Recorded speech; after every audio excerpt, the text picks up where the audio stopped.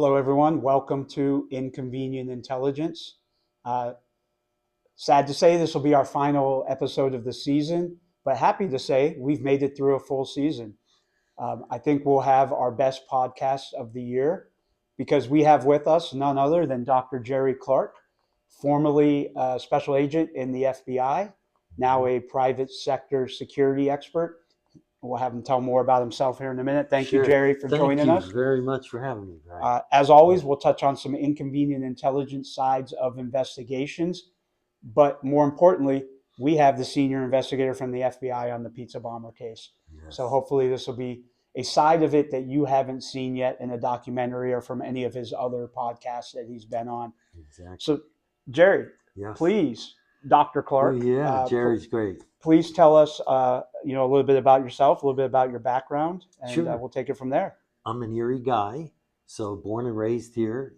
Went to high school here, went away to college.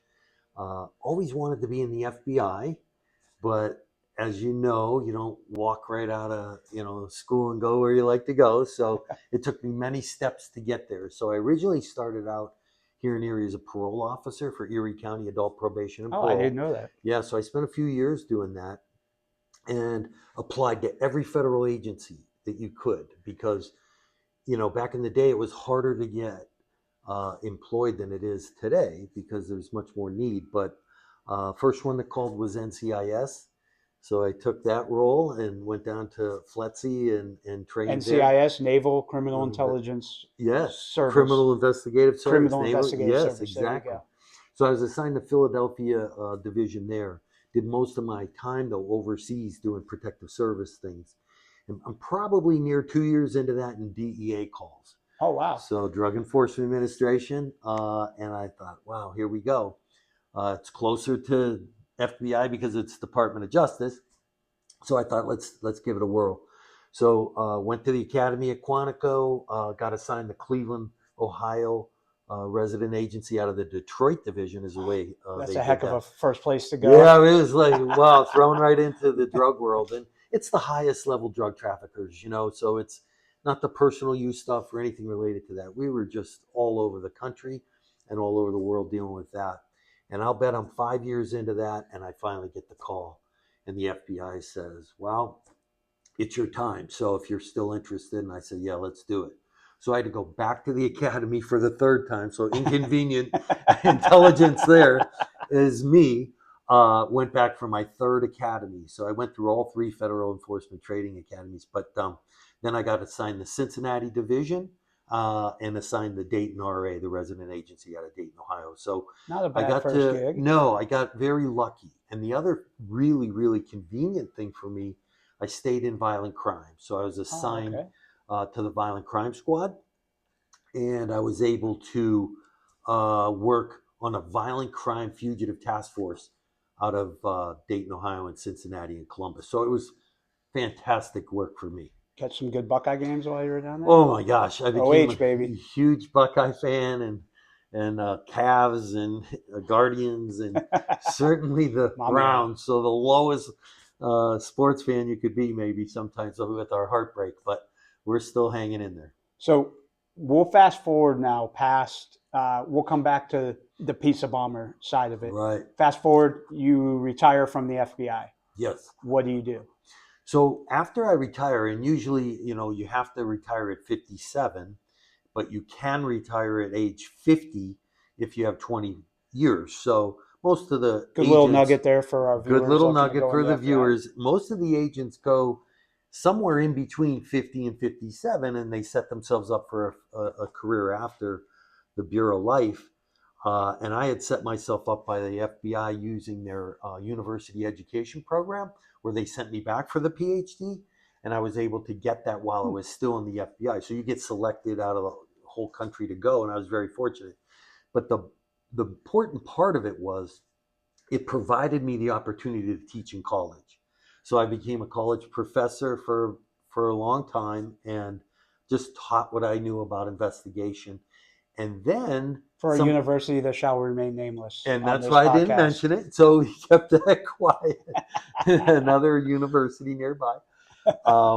And then an individual came to me and said, hey, I have a security company called Fisher Security, and I want to retire, and you're the person that comes to mind when I think of buying it. Looked at it and thought, private security, how interesting. Let's take what we learned in the past and let's give it a shot. And I bought the company and grew it from there. So funny little anecdote about that. Mm-hmm. When I was applying for jobs after I retired from the Army and was looking to move back here, I actually applied to Fisher Security. Is that right? Never got any response. Not sure why, but Oh no, I my don't hold it goodness. against you. That must have been But Bob Nelson owning it. yeah, No, Bob's a good friend of mine, so I can but say that's how I actually ended up here. Is that right? Fisher Security is actually one of the first places I thought about coming to work for. So, but it all worked out in the end, and I'm here. It did. So, but so Fisher Security, but you're wearing Aero Security on your shirt. Yes. So I'm 6 years into owning Fisher. It was growing exponentially. Couldn't really keep up with what I needed to keep up with it. So all of a sudden, Aero Security came along and said, would you be interested in an acquisition, merger, partnership in any form? And I said, absolutely. And that's what we did. And now I have all the resources and capacity that Aero offers with my personal touch on security, knowledge, background, and development. So it couldn't have been a better fit for me. Excellent. So that's a great segue into what we really want to get at the heart of today, and that is the inconvenient intelligence around way investigations have been done, or the lack of. You've seen it now from the private sector side and the government side, and you've taught it. When it comes to intelligence support, what are the differences? Talk to us a little bit about how you used intelligence support or didn't have any intelligence support to your investigations when you were in the FBI, comparing it through your career to where we're at now with Aero Security and those resources that they have or still lack in the way of intelligence support. I'll tell you, that's such a great question. And I literally could spend our whole time talking about that one thing. When I first started as an agent, so we're talking back in the 80s, intelligence really to help in the investigative side didn't exist.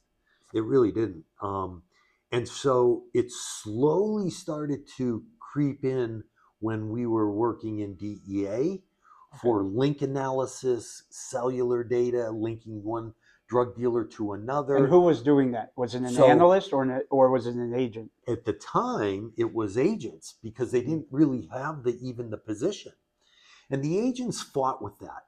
I'm going to be honest with you. The inconvenient intelligence is right here.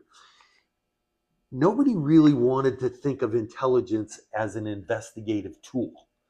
And I hope I'm not speaking for too many investigators, but I know for the people I dealt with and worked with, it's like, wait, what are you talking about? What is intelligence?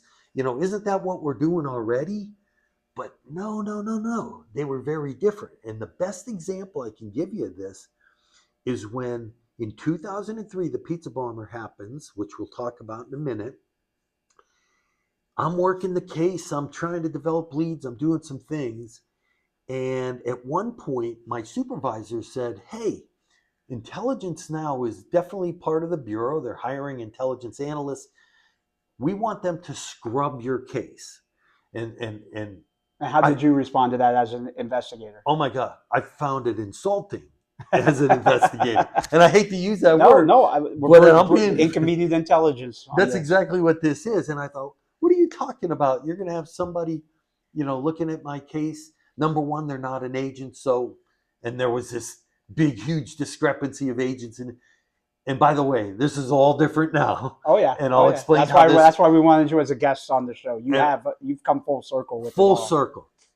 And so sure enough, they took my case file, all my evidence logs, my everything, and just scrubbed it. They went through it, and came back to me with a list of items that said, hey, have you looked at this? Have you tried this? Are you interested in this? And at first, besides being totally ego shattered, I said, wow, this is fascinating because it's a different look at what you may be getting tunnel vision on or what you think is different investigatively from what you're doing. Well, the tools too, just the use of tools that investigators don't that I always. didn't even know Right. we had But it's not your job access to to. know they exist either, right? You didn't have So, to know it. right. And so after I finally put that to bed about really feeling down about not knowing what I should have known, I took it as what an opportunity. This is such an opportunity for the Bureau, for law enforcement, for investigation, for the combination of intelligence and now I see what it does and how it helped advance what I did and how it made me know I was on the right track with certain things, gave me hints and suggestions on other things. So I couldn't have come more full circle on how intelligence and applied intelligence can mesh with investigation. Great, great use of applied intelligence there. Absolutely. Yeah, Um, unbelievable. so with that, now we look at, well, first, the intelligence program here was Mm-hmm. built exactly on the foundation of what you're talking about. You know Bob Heibel, Yes, absolutely. your Very well. retired FBI agent, Mr. Bob Yes. Heibel. He came here and built the intelligence studies program out of the FBI based on the same experience kind of you had of investigators aren't analysts and analysts aren't investigators. They need to be two separate jobs supporting each other. Yes. And he had the foresight to see that that was going to be the evolution of federal law enforcement. Homeland Security stood up in 2001. So he kind of had that foresight that government agencies were going to start needing intel analysts and what they could do to enhance investigations like you're talking about.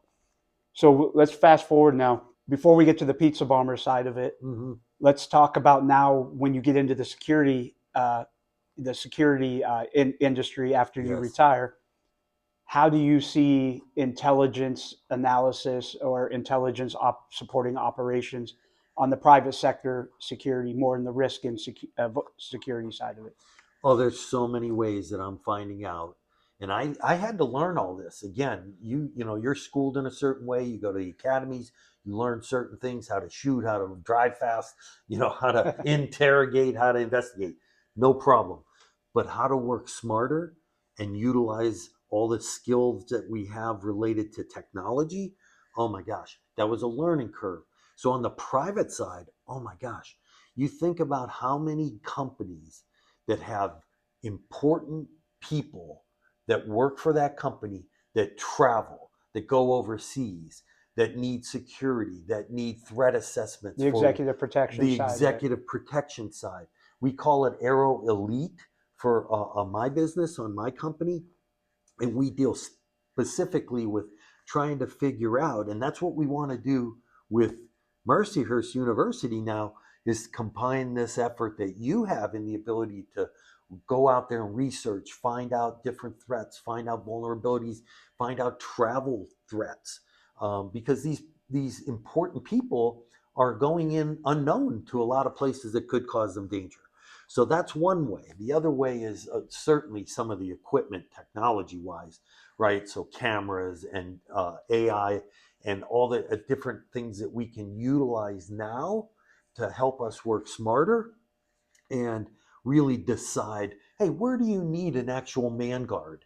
Do you need So one looking here at at the this? vulnerabilities. Yes. Yes. Yes. And that's so important now, because before you just stuck people places and didn't know, is that cost effective? Is that a good, ROI for the person hiring private security? And really, Oh my gosh. the physical security side of it is that investigator. It is that agent that has that experience. It's that PSD guy that's going out with the executive. But the analysis behind what is in the planning phase of everything ahead of time, that's the analyst, right? The analyst has got to support that and support them in real time. And I see, as you do, in the private sector, there's a big gap Mm-hmm. in understanding the difference between physical security and threat and vulnerability studies to help with the operational planning ahead of time. And I'm glad you're bringing that up, because we see it all the time ourselves, and I'm sure you're seeing it I mean, that's why aero security is transitioning from just a physical security to more of utilizing the big data environment. The big data environment is so smart. And I got to tell you, think about this operationally. You can put 10 people around somebody and take them to a place and totally have issues because you didn't know of what was there beforehand. And if you would have known what was there, and that's where that intelligence comes in. Right. Who knows And if there's a protest going on at that time, yes, or exactly. who knows if there's, damage to the road that's from a natural disaster that's being repaired. You don't know that ahead of time. Now your ingress and egress routes are going to get messed up, and it's really going to potentially in an actual threat environment, it's going to hamper the ability for those physical security to do it. You And bet. we've talked about it. I mean, on our calls and with the guys back at Arrow as well, we've Yes. been talking about it. So Arrow is Absolutely. really thinking ahead right now on how to utilize what we're talking about now. I think they are fully thinking out of the box, and their conversation with you really helped us understand this is the wave of the future. This is where we're headed. And we need to work in conjunction with each other and utilize that intelligence for operation because, boy, you can save so much, maybe potential life, or at least financially, any problems, litigation, you name it. Thank you. So, with all of this, Right. now that our listeners have a good idea of the subject matter expertise you bring to the conversation Mhm. and what you know, and we've talked a lot about using intelligence to support investigations operations. Let's go to the pizza bomber case first. Let's table set this with. Can you tell us a little bit about what the pizza bomber incident was? Sure, August 28, 2003. So it's 23 years ago, which still lives on today. Oh yeah, they're making a new Presentations, movie. they're making movies, Evil Genius, It's hitting with a Dateline. movie star Yeah, over here. so well, only to my mother. But when we think about all that was involved in that case, it was really because an individual walks into a bank wearing a bomb, saying he needed $250,000 in cash. Where was He he wearing the bomb? So around his neck, like a collar Very that unique. held, very unique. And that's what made this interesting to the FBI because they thought, hey, is this a Colombian necktie or some drug cartel that's involved in something here in Erie? And so it got elevated to major case status. So why was the FBI involved with it to begin with? So It happened here in Erie, yes, up off of Peach Street at a bank inside the city. Why was the FBI yeah. involved? So we enforce Title 18, 2113 bank robbery investigations. And so immediately we get calls for all bank robberies. Sometimes they're handled in the state, depending on the size and nature of the robbery. But FBI does have bank jurisdiction through FDIC. So they're Okay. all insured through there. So we got the call, and immediately I knew something was different. He gets pulled over not far from the bank, and he's talking to the investigators when I pull up, and those were the Pennsylvania State Police. And he's saying, I'm a pizza delivery driver, and I went to the tower site to deliver pizzas, and they put a bomb around my neck and told me to rob the bank. And I pull up right then, and it was like, whoa, this is crazy. Bomb squad's putting their gear on, they're getting ready to make an approach. And at 3:18, faint beep, beep, beep, beep, boom, off it goes. And I've seen a lot. I was on a violent crime squad, so I I was going to saw say, just about every kind of way you can die. I had never seen that. Mr. Wells, who we later identified, falls backwards. His chest went down, and it never came back up. And I thought, wow, we have a fatal it's here. still unique to this day, It that type of bank robbery, right? It's still not imitated very much. No, and it's never happened before where an individual enters a bank wearing a live device that detonates during the course of the robbery, resulting in death. It had never happened, and it still hasn't after. So that's what makes this so unique. And the second thing that made it really, really unique, it was captured on film. Yeah. So So Brian yeah, Sheridan yes, Brian was there, Sheridan was who's there. actually a professor here, teaches our communications Yes, department. Shout out to Professor Sheridan, yes. but Hi, he Brian. was inside the area where the bomb was happening. He Yes. by chance got stuck He got stuck inside inside the perimeter. the perimeter. Yeah. Yes, so the perimeter was established, and Brian was inside that. So they captured it on film. So those two things happening in one case where it had never happened before and somebody capturing it rose it to major case number 203. Okay. And when you think of some of the other major cases in the FBI, 117 was Tim McVeigh in the Oklahoma City, so that's the biggest bombing ever, domestic terrorist case. Then let's see, 130 was Eric Rudolph, so the Oh yeah. bombing at the Olympics in Atlanta, 1996. Yep. And then you think I was of, actually in the Army during that is time. I that was right? down in stationed at Fort Stewart in Georgia Oh my when God. it happened. I was actually supposed to be up there on doing a patrol to help with security in the area, and I got called back for another duty, so I wasn't actually up there when it Oh my happened. But goodness. yeah, that was a He crazy. went on the FBI top 10 and they finally found him in the Yeah. woods, but in So North back to Carolina. the pizza bomber case. Yes. So now you're getting out of your car, you're seeing what's going on. Now you're thrown into the mix Yes. as the senior investigator Yes. for it as it rose to a major crime. Talk to us about what were your next steps. Get us into the investigative side of it, Sure. and let's talk a little bit about the intelligence you were using at the time, or that you wish you had at the time, that you know exists now, Yes. and how things might have been different during it. I can't believe how things would have been different today, 2026 versus 20 or 2003. It just it's like light years on the technology side. But the first thing once that went off, everyone wants to run up and look. Well, that's, bomb builders make secondary devices, as you Right. know. And so we're yelling, get back, secondary, secondary. Everybody pulled back. And investigatively, I knew the first thing you start with is what you know for sure. Because there's a ton of things you don't know at this point. Is he a hostage? Is he a cooperator? How did this happen? Where was he prior? All that you don't know. But you do know one or two things already. You verified because he's a pizza delivery driver. You verified that he was delivering the pizzas. You find out where the call came from, ordering the pizzas. That's a big deal. We found out it was a Shell station. So back then, signal intelligence is huge today. Yes.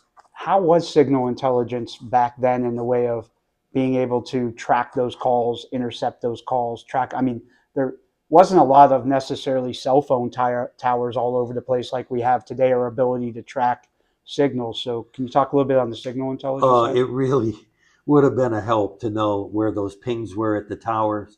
And we utilized it, but I'm still to this day not convinced it wouldn't have been much easier today to get more accurate data.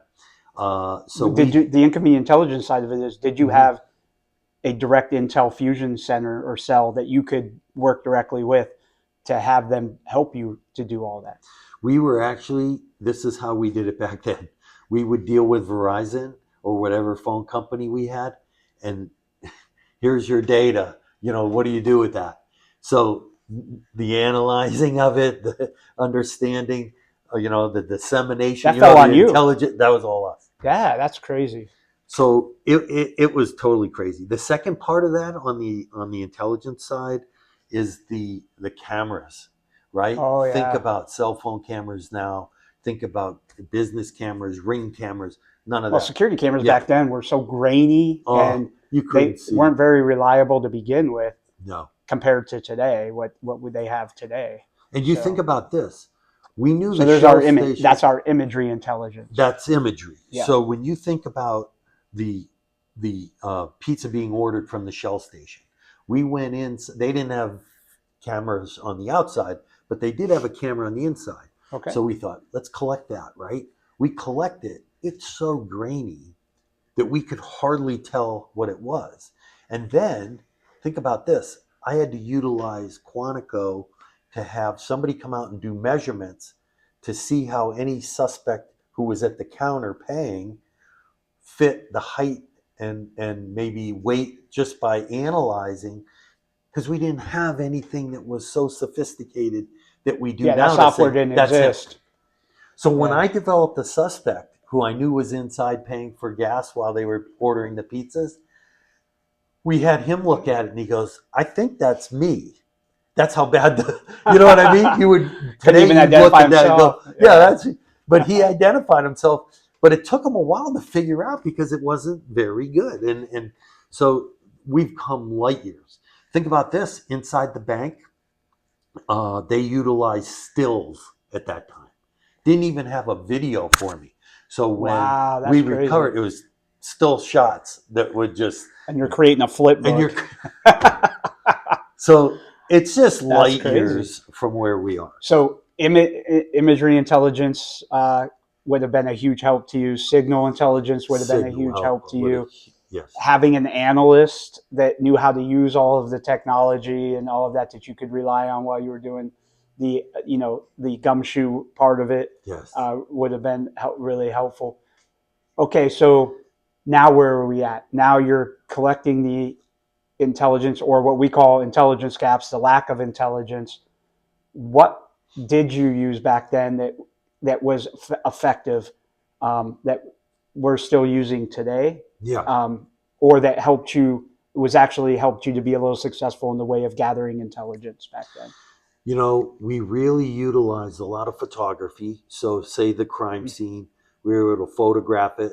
But instead of having a drone that you could fly over it, Another piece of another technology, piece of right? technology that didn't exist, we had to get a fire truck and raise the No ladder as way. high as we could and put somebody with a camera on the fire truck. Oh my gosh. That's how it just was incredible, the differences. If you think about during the course of this investigation, FBI started to utilize analysts. So probably by 2005, so 2 years after this, we're now starting to look at, hey, how can we use our intel analyst? And the Erie office had one. Her first name was Becky. I can Okay. say that Becky started now taking a look at all the data I could give her. And Becky was now trying to make links. Because think about the pizza bomber. You have the bank robbery. Brian Wells, has the bomb go off that day. 3 days later, from the bank robbery, a second pizza delivery driver from the same shop, Robert Panetti, dies of an overdose. And then 3 weeks later, Bill Rothstein calls and says, hey, I got a dead body in the freezer in my garage, and we're going to cut it up and put it in an ice chipper to get rid of the body. You're talking about out Northeast? It was right next to the delivery. Oh, you're talking tower about site. that? Yeah. Yes. Okay, I'm talking about a totally different one. That nut job out in Northeast that did that. Yes. Yeah, with that old lady. Yes, Okay, that was yeah. I know that That's case. what I thought you were That like. was another case. I was like, I never knew they were linked. But, Yeah. but okay, so you've got them up there now talking about the wood chipping away the body. Yes. And so here's where we have a breakdown between the communication of investigators, because you have 3 or 4 agencies now involved in this huge investigation. FBI for the bank robbery and use of a destructive device, ATF, alcohol, Oh tobacco, yeah. and firearms and explosives for the bomb, Erie police, because you have a murder of the guy that ends up in the freezer that happened in the city, Yeah. Pennsylvania State Police, because you have a murder of Brian Wells in the parking lot of the Eyeglass World, Right. which is in Summit. So now that sharing of this information gets a little wonky. Well, here's the inconvenient intelligence on that. It's Yes. still that way today. Yes. It really is still that way today. I mean, if there's one improvement that still hasn't been fully made over the years, it's the synchronization of databases at the different levels of law enforcement. I cannot agree with you more. I think it's better than my day, but not perfect. And you want that perfect, right? You want Yeah. shared intelligence, you want shared investigative leads, you want everything shared. And everybody's siloed, right? So I always think of it this way, and this is a little off track from the pizza bomber, but CIA and FBI have 2 really different functions when you think about that. And CIA is all about gathering intelligence and gathering more and more information and making links and analyzing and figuring out things. The FBI was more designed investigatively and enforcement. So they want to arrest people, right? And so you don't see many CIA arrests making any arrests, right? So they don't really have They're more collection and sourcing. Yeah. So that's why they were so siloed. Now you're seeing them say, hey, no, wait a minute. If I take the intelligence information from the CIA and provide that to the FBI, that's going to help us make better I will say understanding. cross collaboration has Yes, gotten a lot better, it's gotten better. and it's I think it's more the analysts are doing that than the agents, No right? doubt. The analysts at these different levels. That's what I've seen is they're more collaborating now, and so that's probably what's helped it a lot more. I fully believe that. So now we're back at the pizza bomber Yeah. case. You're tracking Brian Wells killed. You're from the bank robbery. You're tracking now. There's a murder going on up by the water towers. Mm-hmm. Where are we at? Where are we at getting a suspect? Where are we at solving this crime? So the person, Marjorie Deal Armstrong, that killed her boyfriend, that ended up in the freezer in that garage at 8645 Peach, she's arrested for the murder of James Roden, but she's declared incompetent to stand trial and is sent for restoration. So she doesn't get restored for 2 years. So now we're depending on Bill Rothstein, who turned in that body in his own garage because he thought Marjorie was going to kill him because he wasn't moving fast enough to get rid of the body by cutting it up. So they were totally paranoid of each other. Yeah. And so he then dies in July of 2004 of cancer. So we don't have him anymore. So now we're really trying to think, how can I link these three murders or deaths into one scheme? And that's what it really came down to. And wasn't there another person involved in this that couldn't be proved to be involved, but there was I won't say an escort, but a sex worker, we'll call it that was kind of involved with Brian Wells and had some type of link inside this. And that was the link that put us all together. So when you think of an investigation and you think of how do you put cases together, you know what it is? It's making things fit, right? Yeah. Not by you making them, but by themselves, evidence collecting together that really corroborates each other. Because I always discuss when I used to teach evidence like a wheel, right? Okay. And every piece of evidence is a spoke. And I always told investigators and new investigators, you want a lot of spokes in that wheel. It makes it stronger. And that's what it makes your case stronger. If you have one spoke in the wheel or one piece of evidence, say an eyewitness, you would never want to take that to trial. That's where innocent people go to jail, is on one spoke. So I kept saying, let's collect all the spokes and figure out how we make these links. So we finally figure out that Ken Barnes, who was a crack dealer in Erie, used to supply Jessica, who was the one person not indicted in this, who knew Brian Wells. Right. So now we're thinking, oh my God, we're actually making links in this case. So how was he linked? Where does it come back to Marjorie? So this is the great part.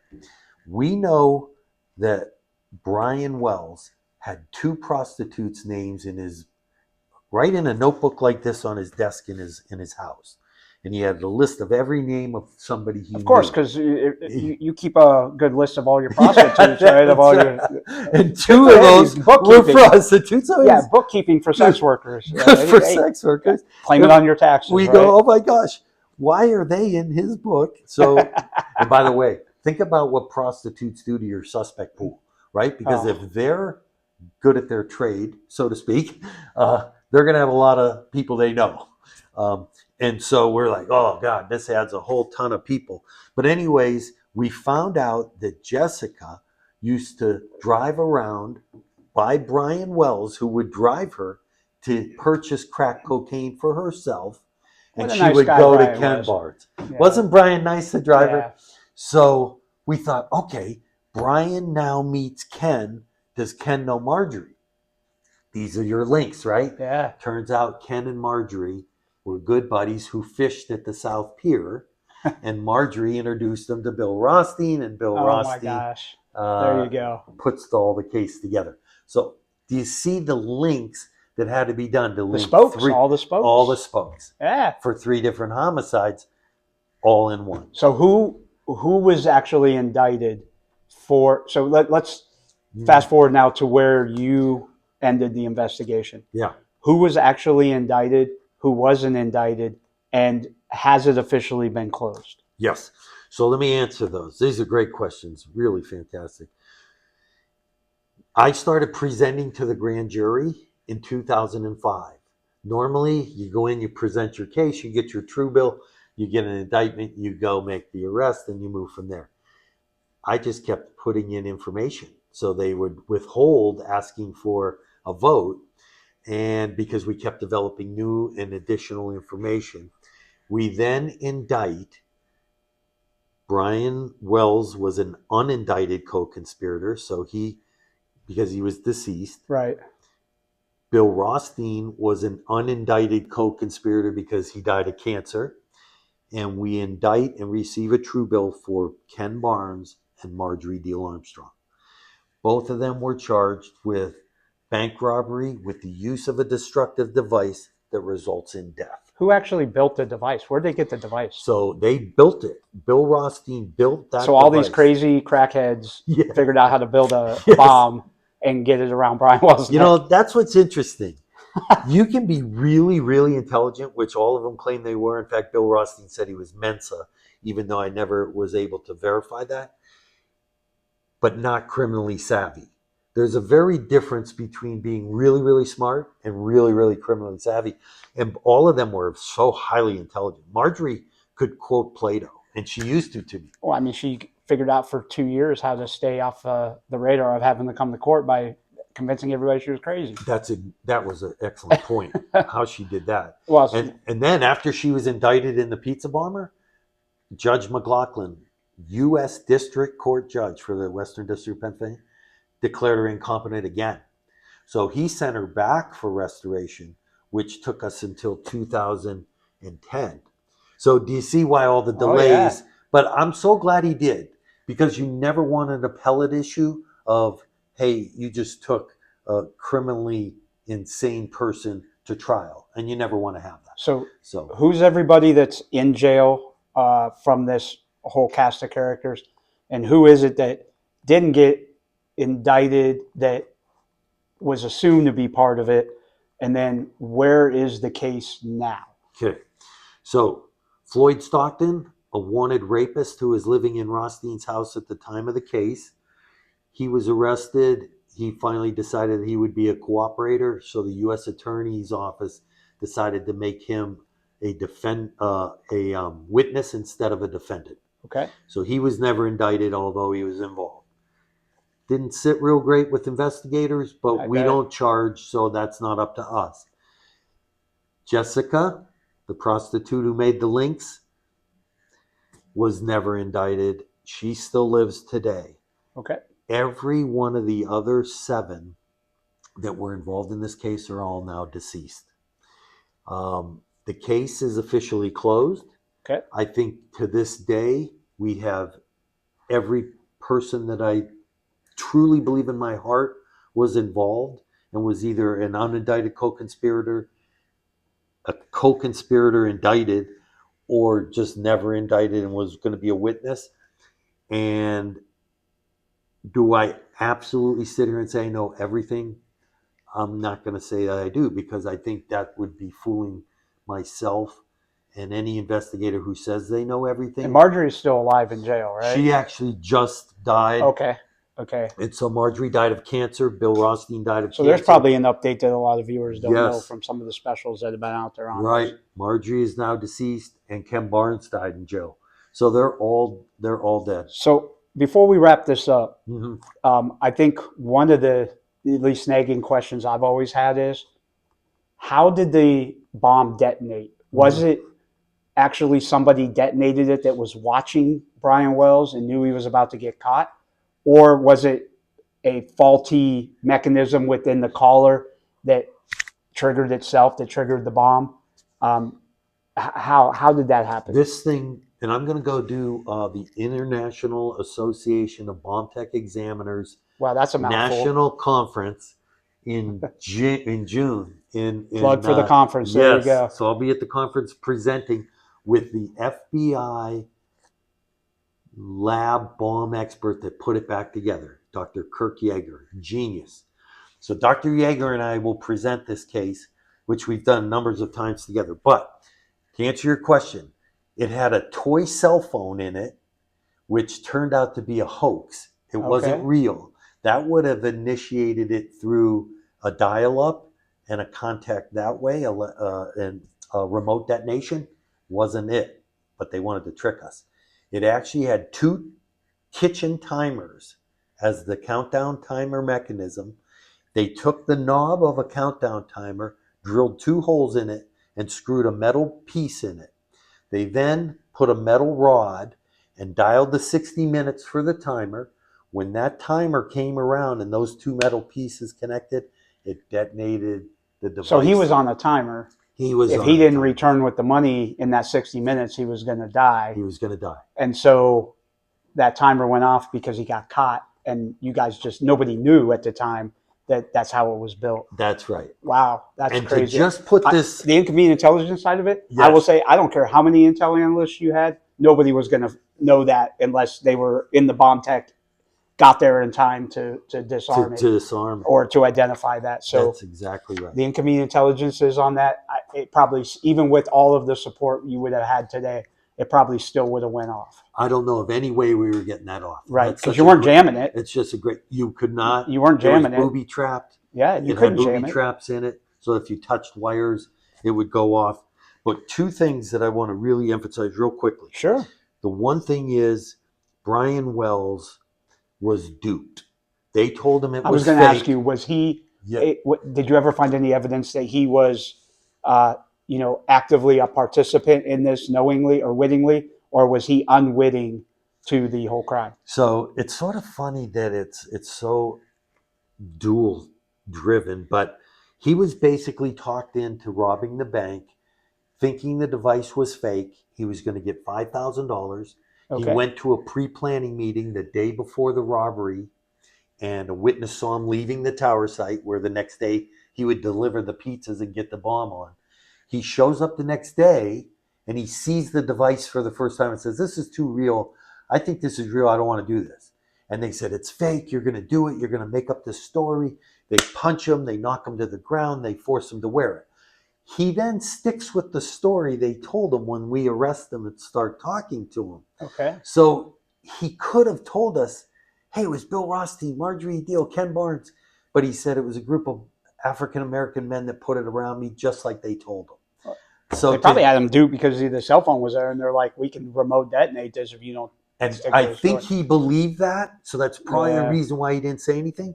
The got it. second thing I wanted to tell you is he was to go on a scavenger hunt after he robs the bank to Oh, get that's new. keys to unlock the collar. Really? He was to stop it. He had a He was map going to and die everything. anyways then. Well, here's the interesting part. We went because he couldn't, he Yeah. died.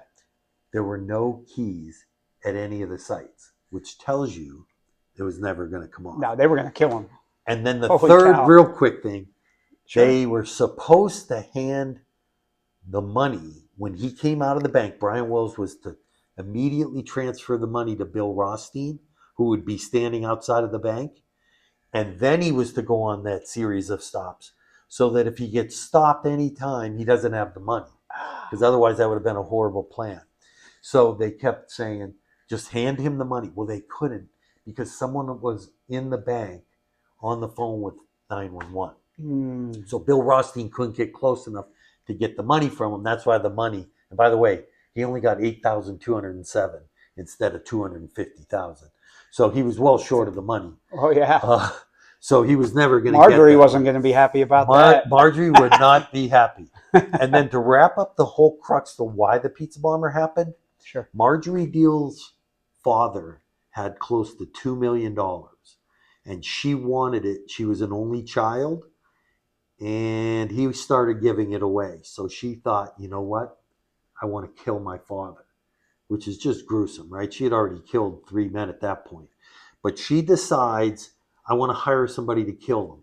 Who would kill my father? Ken Barnes raises his hand and said, I'll kill your father, but I need $250,000. Well, where am I going to get $250,000? She said, rob the bank. Let's rob the bank to get the money, Oh my to gosh. pay Ken Barnes, to kill her father to get $2 million. That's the pizza bomber plot. Oh my gosh! You heard it here. You heard You it heard here, it here folks. from the You heard it senior here. investigator. That's Doesn't it. get any more real than that. It doesn't get So, any more real than that. Jerry, Yes. as we wrap up the Yeah. podcast, what would you impart on our viewers about intelligence support, analytical support with investigators? Um, would things have been different in 2003 for you with this case if you would have had what the technology and the support you have today? And do you encourage investigators to rely a lot more on their analytical support um, for for their investigations? I absolutely, in my heart of heart, believe that if I would have had the intelligence capabilities and technology capabilities that we have today, we would have solved this case a little sooner. Okay. We still had hurdles we had to go over, the competency issues and such, Mm-hmm. but I'm 100% convinced the early days of this investigation, it would have helped us 100%. The second part of that question is investigators, if you're out there listening to me, get partnered with your intel folks, your intel analysts, your intel information, utilize each other, help each other, work as a team, which I see happening more and more. Because when I go back to the FBI and I talk to agents and people coming out of the academy, they train together down there now. Everything's Well, very similar. Yes. my producer is going to kill me. Katie's Yes. going to kill me. But you triggered something else in my thought process here. Mm-hmm. Back then, there wasn't a lot of social media or use of social media like there is today. Do you think you would have seen a lot more communication, considering they were on, geniuses in a way, Mm-hmm. that they would have done a lot more communication through technical means than meeting in person and organizing all of this? You would have been able to scrape a lot of social media between them all that help with the evidence? No doubt in my mind. Okay. I think social media, if it existed then, like it exists now, they would have been on it. Because one thing you're going to see when you're working big cases, and even small cases, all the way down to the stealing of a bike out of a garage, criminals run a hard level of narcissism. And they want to be the smartest person in the room, like Bill Rothstein told me. He absolutely sat like you and I are sitting and said, I'll talk to you, Jerry Clark, but I need to tell you I'm the smartest guy in this room. And I turned around and my wife tells me that every night. Let's get started. So I said, that's how that is. And that was the exact words. And that's how we started. So my point is, watch that narcissism that runs rampant through criminal behavior. Utilize it to the best of your ability. Use your intel folks and your investigative folks as a team. You'll be non-stoppable. That is a great advice for us to end the podcast on today. So, thank you to all the listeners and everyone out there that's watching us. Make sure you hit that like button and that subscribe button. And as this is the final episode of the season, I hope you've enjoyed all of our episodes this season, and we look forward to seeing you all for our second season in the fall. As always, I couldn't have done any of this, and this podcast wouldn't be possible without our producer, Katie Nelson, Catherine Nelson, Katie Nelson, and without our two interns, our director and our fact checker, who will be looking into doing fact checking as always, Dylan Stritzinger and Connor Clark. So thank you to all of them for making this. Thank you. Yeah, I was going to say, is that one of your relatives? But thank you, Dr. Clark, Jerry, for being here. And good luck with the movie. Yes. And I look forward to the CRAT working with you. Thank you. I really look forward to it. I'm so happy to be here talking. You have such an amazing asset here at this university, and I'm proud to work with you. So thank you very much. Thank you for that. Okay. All right. You all have a great rest of your week, and we'll see you next year.